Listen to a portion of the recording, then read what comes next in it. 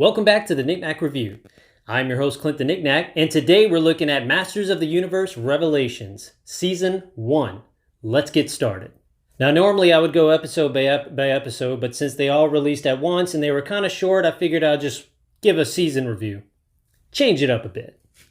Now, before I get into the story of the cartoon, I have to say the animation is top notch. It is exactly what I want to see in some of these revisions of some of these older cartoons in the 80s, 90s, and even 70s. This is the treatment I believe that they all deserve. It kind of reminds me of some of the DCEU, or rather the animated DC movies that have come out, and it kind of gives me that same feel, but at the same time being unique. It gives me that same feeling, in fact, of Invincible. Now, Invincible's on Amazon, and this one's on Netflix, but it still has that same quality, very smooth, very detailed, and they almost seem a little larger than life. Now, it is very tough to compare this show with the original, or even the one from, I think, 2002, 2003, because they are very different. Now, the only similarities you have in episode 1, that is literally the only time you can really compare, because that's when it feels like a He-Man series, and all the characters you know and love, or at least most of them, are there, and it's all familiar. It's just more modern animation. All the detail is there, and you basically take He-Man, which you knew and loved back then, take all the 80s cheese out of it, and that's what you got in episode 1. Unfortunately, that's where the comparisons really stop. So the story is, Skeletor finds this hidden power within Castle Grayskull, and he's like, I don't want to take it over. This is something that's in there, that's been there this whole time. And so him and He-Man have this final battle, to end all. Spoiler alert, He-Man ends up killing Skeletor, stabs him in the chest, and then he sacrifices himself to save all Eternia. So within the first episode, you have the main villain and the main guy, they dead. What? How in the world do you kill your main villain and your main guy in the first episode and expect to have the rest of the season? I got really confused.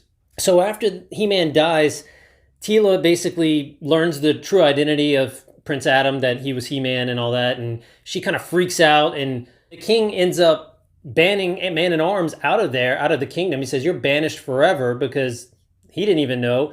And then after that happens, Teela, which is his daughter, Man-at-Arms' daughter, is like, okay, so you're going to ban him? That's it, I've had it, I'm out. And she leaves as well. So when He-Man sacrificed himself, his sword split into two and kind of like went here and went there. I think like one's in heaven, one's in hell. Subternia, Heaventernia, Upternia, one of those Ternias. So this leads Teela to go on her own quest to eventually find both halves of the sword and bring them back together, and potentially bring back Adam. After the events that took place in Castle Grayskull, you really see a change in Teela. She's no longer the familiar character we know. She kind of goes through this treatment of like a mix between Sarah Connor and Captain Marvel. I don't know. It's, if you look at Sarah Connor from the first Terminator, when she's all like la la la la la, and like this helpless waitress, and then Terminator 2, she's like. So even though Teela never came across as this, helpless person, she really like changed her complete look and was like, yeah, don't mess with me now. Didn't really understand the whole wardrobe change and the cutting of the hair. Didn't understand the reason behind it, but ultimately that's what she ends up being.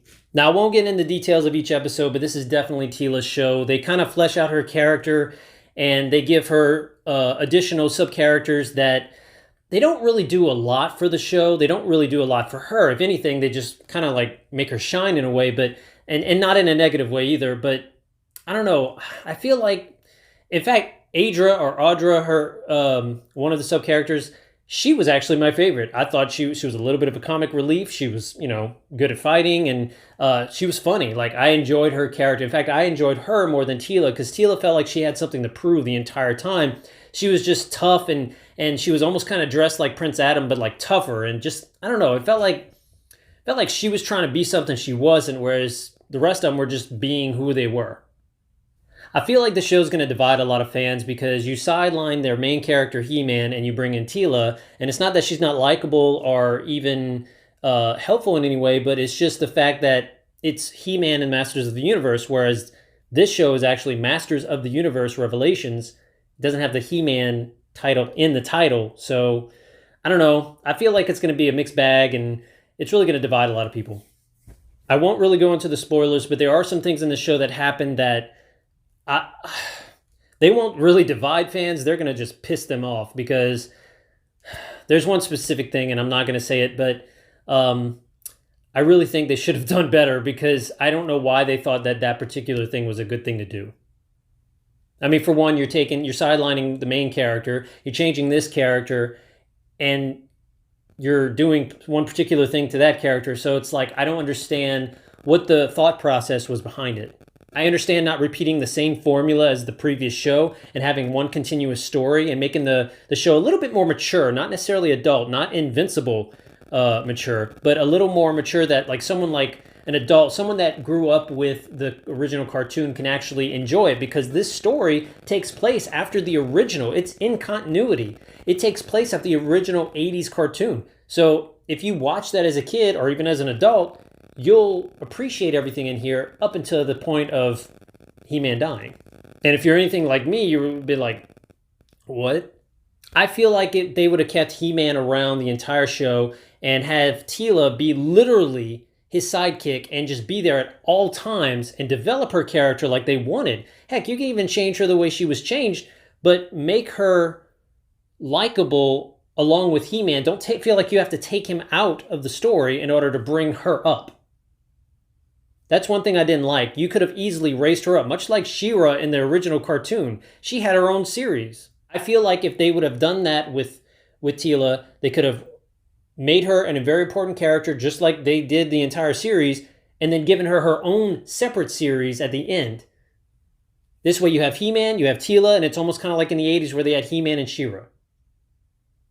It wouldn't have been that difficult. There are some elements I did like, but there was a lot that I didn't. Of course, I mentioned the animation. The story was okay. I did actually like the fact that He-Man's sword broke into two and you have to bring them back together. You know, Teela goes down to the underworld of Eternia and you see like a different version of Skeletor, and it's almost kind of like his spirit. He's got a completely different voice. Whereas I will get to that part right now and applaud the voice talent of the entire cast.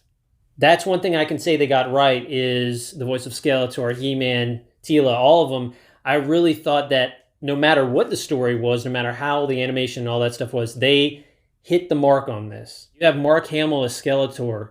You have Sarah Michelle Gellar as Teela. Heck, you even have the original Skeletor as Mossman. Not to mention you have Kevin Conroy and Mark Hamill in the same show. You got Batman and the Joker in a He-Man cartoon. That's just cool to me. There are a few things that'll be a little nostalgic in the show, and honestly, when I heard that there was a new He-Man show, I was like, oh, okay, you know, no biggie. And I saw the trailer, and I will say the trailer kind of did bait and switch me. It got me excited thinking I'd see a lot of He-Man and doing what he normally does. That wasn't the case. Of course, they're not going to spoil the fact that he dies, but I will say this. Screw it. They eventually go to heaven and find Prince Adam and attempt to bring him back, only to kill him a second time. I'm not sure what these writers are thinking, but I really hope that they would not be that dumb to kill him a second time, considering Masters of the Universe is known for He-Man. I don't mind Teela being a big part of this show at all, but you can't just get rid of He-Man. Even showed some flashbacks of him and her doing battle together. It was kind of like a Superman Wonder Woman thing, and it was like, why you couldn't have had that? You could have easily had the back and forth camaraderie with both of them, and actually that would have played off really well. You'd have had different aspects, different personalities, but no, you have this one personality and all these other followers, and that was it. It brings nothing fresh. If anything, it divides a lot of people, and that wasn't a smart move in my opinion. All in all, this first season is not perfect. It definitely needs some fixing. It will unfortunately divide a lot of the real fans, and it might bring some new ones aboard, but ultimately, I really think they need to kind of change course, and if they don't, it will not last. Here's hoping for a second season. Well, that about does it for me, guys. Let me know what you thought about He-Man Season 1. Maybe you had a better outlook on it than I did. And let me know what you thought and about everything. Maybe you had a different opinion than I did, and I'd love to hear it. Oh, and while you're there, don't forget to, well, you know what to do. As always, I am Clint the Knick-Knack, and I will see you on the next one.